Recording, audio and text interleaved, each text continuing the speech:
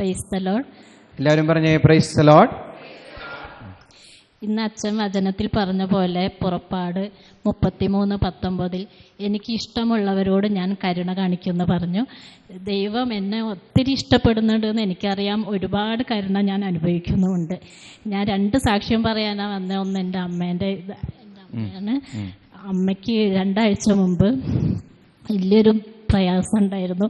അപ്പം അമ്മ ആകെ വിഷമിച്ചു, എന്ത് ചെയ്യുന്ന അറിയാതെ. അപ്പം അമ്മ പറഞ്ഞു, ആ വിഷമം മാറ്റി തന്നാൽ ഇവിടെ വന്ന് സാക്ഷ്യം പറയാമെന്ന് പറഞ്ഞു. അത്ഭുതകരമായി അമ്മയ്ക്ക് ആ പ്രയാസം മാറ്റിക്കൊടുത്തു. Price the Lord. കരങ്ങളടിച്ച് എന്ന് മഹത്വപ്പെടുത്തിയേ. പിന്നെ എനിക്ക് നട്ടലിന് വളവും തേയ്മാനമൊക്കെ ഉള്ളതുകൊണ്ട് കുറച്ചധികം നേരം ഇരിക്കാനും നടക്കാനും ഒക്കെ പ്രയാസമാണ്. അപ്പോൾ കഴിഞ്ഞ ഫെബ്രുവരി 17 ഞാനിവിടെ ആരാധനയ്ക്ക് വന്നപ്പോൾ എനിക്ക് ഇടത് കാലിന് നല്ല വേദനയും പാദം നിലത്ത് കുത്താൻ പറ്റാത്ത രീതിയിൽ വേദനയായിരുന്നു. അന്നത്തെ ആരാധനയിൽ അച്ഛൻ പറഞ്ഞു, ഇടത് കാലിന് വേദന ഉള്ളൊരു വ്യക്തിക്ക് കർത്താവ് സൗഖ്യം നൽകുന്നുവെന്ന്. ആ വ്യക്തി ഞാനായിരുന്നു. കാരണം അച്ഛനത് പറയുമ്പോൾ എനിക്ക് ഈ ഒറ്റക്കാലിൽ നിന്നുകൊണ്ടായിരുന്നു ഞാൻ ആരാധന കൂടിയിരുന്നത്. പക്ഷേ എൻ്റെ അനുഭവത്തിൽ നിന്ന് ഞാൻ പറയുകയാണ്. കാരണം ഈ ഒരു ബുദ്ധിമുട്ടുള്ളതുകൊണ്ട് ഞാൻ സ്കൂളിൽ നിന്ന് പിക്നിക്കിനൊന്നും പോകുമ്പോൾ അധികം പോവാറില്ല. പക്ഷേ കഴിഞ്ഞ ശനിയാഴ്ച ഞാൻ പിക്നിക്കിന് പോയി വന്നിട്ടൊന്നും എനിക്ക് ആ ഒരു പ്രയാസം ഉണ്ടായിരുന്നില്ല. Praise the Lord. കരങ്ങളടിച്ച് എന്ന് മഹത്വപ്പെടുത്തിയേ. Price the Lord. ഞാനിവിടെ ഒരു മാസം കഴിഞ്ഞ് ഞാൻ ഈ പ്രാർത്ഥനയ്ക്ക് ഇവിടെ വരാതെയായിട്ട് ഹസ്ബൻഡിന് തീരെ സുഖമില്ലായിരുന്നു, ഓപ്പറേഷൻ ഉണ്ടായിരുന്നു. അപ്പോൾ ഒരു മാസം കഴിഞ്ഞ് അപ്പോൾ ഇതുവരെ തീരെ പുള്ളിക്ക് നടക്കാനും ഇരിക്കാനൊന്നും വയ്യാത്തൊരവസ്ഥയായിരുന്നു. അപ്പോൾ എനിക്ക് അച്ഛനോട് പലപ്പോഴും വിളിച്ച് പറയണം തോന്നി. പക്ഷെ എന്നെ ആരോ ഒരു തടസ്സപ്പെടുത്തുന്ന മാതിരി ഞാൻ വിളിച്ച് പറയാതെ നിന്ന്. കഴിഞ്ഞ ചൊവ്വാഴ്ച ഞാൻ ഹസ്ബൻഡിന് ഭയങ്കര ബ്ലീഡിങ് തുടങ്ങി. അന്നപ്പോൾ ആ തുന്നിലൊക്കെ ബ്ലീഡിങ് വന്ന് തുടങ്ങിയപ്പോൾ എനിക്ക് ഭയങ്കര സങ്കടം വന്നു. പക്ഷെ ഞാൻ ആകെ തളർന്നെങ്കിലും കൂടിയിട്ട് പക്ഷെ എനിക്ക് ആരോ എന്നെ ശക്തിയായിട്ട് എന്നെ പൊതിഞ്ഞു പിടിക്കുന്ന മാതിരി എനിക്ക് തോന്നിയിട്ടുണ്ടായിരുന്നു. അപ്പം കഴിഞ്ഞ ചൊവ്വാഴ്ച ഞാൻ അച്ഛനോട് വിളിച്ച് ഞാൻ പറഞ്ഞ്, അച്ഛൻ ഹസ്ബൻഡിന് തീരെ വയ്യ, ഒരു മാസം കഴിഞ്ഞ് അച്ഛനൊന്ന് പ്രാർത്ഥിക്കണം, എനിക്കിവിടെ വന്ന് പ്രാർത്ഥിക്കാനൊന്നും കഴിയുന്നില്ല എന്ന് പറഞ്ഞ്. അപ്പോൾ അച്ഛൻ പറഞ്ഞ് ഒന്നുമില്ല, ഒരു കുഴപ്പമുണ്ടാവില്ല, ഞാൻ പ്രാർത്ഥിച്ചോളാം എന്ന് പറഞ്ഞു. അച്ഛൻ പറഞ്ഞ് ഞാൻ പ്രാർത്ഥിച്ചോളാം എന്ന് പറഞ്ഞ് അച്ഛൻ പറഞ്ഞിട്ടും പിറ്റേന്നും ആ ബ്ലീഡിങ് തന്നെ നിൽക്കാതെ പോയിണ്ടായിരുന്നു. ഭയങ്കര പുള്ളിക്ക് ഇരിക്കാനും വയ്യ, കിടക്കാനും വയ്യ, രാത്രിയൊക്കെ ഇങ്ങനെ സഞ്ചാരടിച്ച് കളിക്കായിരുന്നു. അപ്പം ഞാൻ വിചാരിച്ചു, ദൈവമേ ഞാൻ പ്രാർത്ഥിച്ച് എന്താ പറ്റുന്നത് എനിക്ക് തന്നെ അറിയുന്നില്ല. മരുന്ന് വെക്കാൻ രാവിലെയും വൈകുന്നേരമൊക്കെ ഞങ്ങൾ പോകും. ഞാൻ പറഞ്ഞേ, എന്തായാലും ഈശോയെ എനിക്കിത് കാണാൻ പറ്റുന്നില്ല, വേദന തിന്നിട്ട് പുള്ളിക്ക് എന്താ എനിക്ക് വാക്കുകൊണ്ട് പറയാൻ പറ്റുന്നില്ല, എനിക്കിത് കാണാൻ പറ്റുന്നില്ല എന്ന് പറഞ്ഞ്.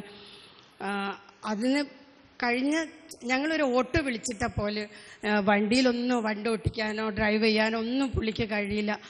അപ്പോൾ ഞാൻ പറഞ്ഞു, എനിക്ക് എപ്പോഴും ഒരു ആക്റ്റീവൻ്റെ മുകളിൽ വരാൻ എനിക്ക് കൂടുതൽ ഇഷ്ടം. അപ്പോൾ ഞാൻ ഫസ്റ്റ് ഞങ്ങൾക്ക് വന്ന ആ വണ്ടിയിൽ എപ്പോഴും എനിക്ക് യാത്ര ചെയ്യുന്ന എനിക്കിഷ്ടം. അപ്പം ഞാൻ പറഞ്ഞു ഈശോനോട്, എനിക്ക് ഹസ്ബൻഡിനെ മാറിയിട്ടുണ്ടെങ്കിൽ ഞാൻ എൻ്റെ മനസ്സിലേ പറഞ്ഞിട്ടുള്ളൂ, ഇവിടെ വന്നിട്ട് ഞാൻ സാക്ഷ്യം പറഞ്ഞോളാം. ഞാനത് അച്ഛനോട് ഞാൻ പറഞ്ഞിട്ടുണ്ടായിരുന്നു, ഞാൻ സാക്ഷ്യം പറഞ്ഞോളാം. അന്നപ്പോൾ ഇന്നലെ മുതൽ അദ്ദേഹത്തിന് അവിടെയൊക്കെ ഉണക്കം വന്ന് വണ്ടീൻ്റെ മുകളിൽ കാറിലാണെങ്കിലും ഓട്ടോയിലാണെങ്കിലും ഒന്നും ഇരിക്കാൻ പറ്റാത്തൊരവസ്ഥയായിരുന്നു. പക്ഷെ ഇന്നലെ ഉച്ചയ്ക്ക് ശേഷം പുള്ളി മരുന്ന് വെക്കാൻ വേണ്ടി ഓട്ടോക്കാരനോട് വരണ്ട പറഞ്ഞതിനോട്. അപ്പോൾ ഞാൻ പറഞ്ഞ് പോയി മരുന്ന് വെക്കാൻ ഞാൻ ആക്റ്റീവ് എടുക്കാൻ പോവുകയാണെന്ന്. സത്യത്തിൽ എനിക്ക് ഭയങ്കര സന്തോഷം തോന്നി. ഞാനൊന്നും മിണ്ടിയില്ല, വണ്ടി എടുക്കോ ഇല്ലയോ എന്നൊന്നും എനിക്കറിയില്ല. പക്ഷെ ആ വണ്ടീൻ്റെ മുകളിൽ തന്നെ കയറിയിട്ട് ഞാൻ പോവാം, ആരോടും വിളിക്കണ്ടെന്ന് പറഞ്ഞു എന്നോട്. എനിക്ക് എന്താ പറയേണ്ടതെന്ന് അറിയാൻ പറ്റില്ല. ഞാൻ എങ്ങനെ ഇരുന്ന് പോകുമെന്ന് ഞാൻ ചോദിച്ചപ്പോൾ എന്നോട് കൈകൊണ്ട് ഇങ്ങനെ കാണിച്ച് കൂടുതൽ സംസാരിക്കേണ്ടെന്നുള്ളതിൽ വണ്ടീൻ്റെ മുകളിൽ ഒരു ചെറിയ ഗുഷ്യം വെച്ചിട്ട് പുള്ളി വന്നിട്ട് അതിൻ്റെ മുകളിൽ മെല്ലെ വന്ന് ഇന്ന് നല്ലോണം വണ്ടി, ഇന്ന് ഡോക്ടറെ അടുത്ത് പോയിട്ടാണ് ഞാൻ ഇങ്ങോട്ട് വരുന്നത്. ഇന്ന് വണ്ടിയും നല്ല സ്പീഡ് തന്നെ വിട്ടിട്ട് ഇവിടെ വന്ന് നിർത്തിയിട്ട് എന്നോട് പള്ളിയിൽ പോയിക്കോളാൻ പറഞ്ഞു. കരങ്ങളടിച്ച് ഈശോയെന്ന് മഹത്വപ്പെടുത്താം കേട്ടോ. ഈശോയ്ക്ക് 1 കോടി നന്ദി. എനിക്ക് ഒരുപാട്, ഞാൻ ഇന്നെ കുറച്ച് സഹനങ്ങൾ എനിക്ക് തരുമെങ്കിലും കൂടിയിട്ട് ഈശോ എനിക്ക് ഒരുപാട് സന്തോഷങ്ങൾ ഇതിൻ്റെ ഇടയ്ക്ക് എനിക്ക് തരുന്നുണ്ട് കേട്ടോ. അതെനിക്ക് പറയാതെ വയ്യ. ഞാൻ ഒരു ചെറിയ സഹനം സഹിച്ചിട്ടുണ്ടെങ്കിൽ അതിൻ്റെ ഇരട്ടി എനിക്ക് സന്തോഷം ഈശോ എനിക്ക് തന്നുകൊണ്ടേയിരിക്കുന്നുണ്ട്. കരങ്ങളടിച്ച് ഈശോയെന്ന് മഹത്വപ്പെടുത്തിയേ. യേശു നന്ദി, യേശു സ്തുതി. ഞാൻ എൻ്റെ അമ്മയ്ക്ക് മേലാഞ്ഞായിട്ട് 2 ആഴ്ച മുമ്പ്, കുറേ നാൾക്ക് മുമ്പ് ഓപ്പറേഷൻ വേണമെന്ന് ഡോക്ടർ പറഞ്ഞിട്ടുണ്ടായിരുന്നു. പക്ഷേ അതിന് ഭയങ്കര തടസ്സമായിരുന്നു. അമ്മയ്ക്ക് ഫൈബ്രോയിഡ്സ് ഉണ്ട് യൂട്രസിൽ. പോരാത്തതിന് ഹാർട്ടിന് വാൽവ് ചുരുങ്ങിപ്പോയിരുന്നു. അപ്പം എനിക്ക് എന്ത് ചെയ്യണമെന്ന് അറിയത്തില്ല. ഞാനിവിടെ ഹോസ്റ്റലിലാണ്. അപ്പം എനിക്ക് അമ്മയുടെ അടുത്തിരിക്കാനോ അമ്മയെ നോക്കാനോ ഒന്നിനും പറ്റുന്നുണ്ടായിരുന്നില്ല. ഞാൻ വളരെ വീക്കായി. എനിക്ക് പഠിക്കാനോ അതിനൊന്നും പറ്റുന്നുണ്ടില്ല. ഞാൻ ജീവനച്ചനോട് പറഞ്ഞു ഈ കാര്യം. പക്ഷേ എന്നിട്ടും ജീവനച്ചൻ പ്രാർത്ഥിച്ചു. പക്ഷെ ഈ ഓപ്പറേഷൻ നടക്കാണ്ട് അമ്മയ്ക്ക് ബ്ലഡ് കുറയുന്നു. അങ്ങനെ കുറേ തടസ്സം കാരണം നടക്കാതെ പോയി. അവസാനം ഈശോയോട് ശക്തമായി പ്രാർത്ഥിച്ചതിന് ശേഷം ഡോക്ടർ പറഞ്ഞിട്ടുണ്ടായിരുന്നു ഈ സർജറി ഫെയിൽ ആകുവാണെങ്കിൽ ഓപ്പൺ ഹാർട്ട് സർജറി ചെയ്യുമെന്ന്. അപ്പം അത് നടക്കുവാണെങ്കിൽ അമ്മയ്ക്ക് കൂടുതലും അമ്മ പിന്നെയും വീക്കാവത്തേ ഉള്ളൂ എന്നറിയാം. അപ്പം പ്രാർത്ഥിച്ച് ശരിക്കും ശക്തമായിട്ട് ജീവനച്ചൻ്റെ പ്രാർത്ഥനയും സിസ്റ്റേഴ്സിൻ്റെ ഒക്കെ പ്രാർത്ഥന കാരണം എൻ്റെ അമ്മയുടെ ഓപ്പറേഷൻ സക്സസ്ഫുള്ളി കംപ്ലീറ്റഡ് ആയി.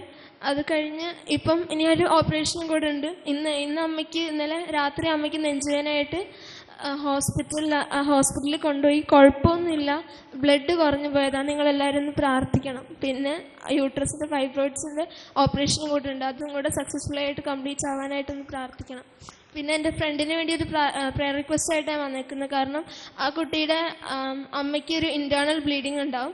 എപ്പോഴും ഇൻറ്റേർണൽ ബ്ലീഡിങ് ഉണ്ടായിട്ട് ബ്ലഡ് ലോസ്റ്റ് ആവുന്നുണ്ട്. അപ്പം തീരെ വീക്കാണ്. 2 വീക്കും കൂടെ ജീവിച്ചിരിക്കുന്നുള്ളൂ എന്നാണ് പറയുന്നത്. അറിയത്തില്ല, വ്യക്തമായിട്ടൊന്നും അറിയത്തില്ല. പക്ഷെ അവർക്കും കൂടെ വേണ്ടി ഒന്ന് പ്രാർത്ഥിക്കണം. തീർച്ചയായിട്ടും കേട്ടോ. കരങ്ങളടിച്ച് കർത്താവിനെ ഒന്ന് മഹത്വപ്പെടുത്തിയേ.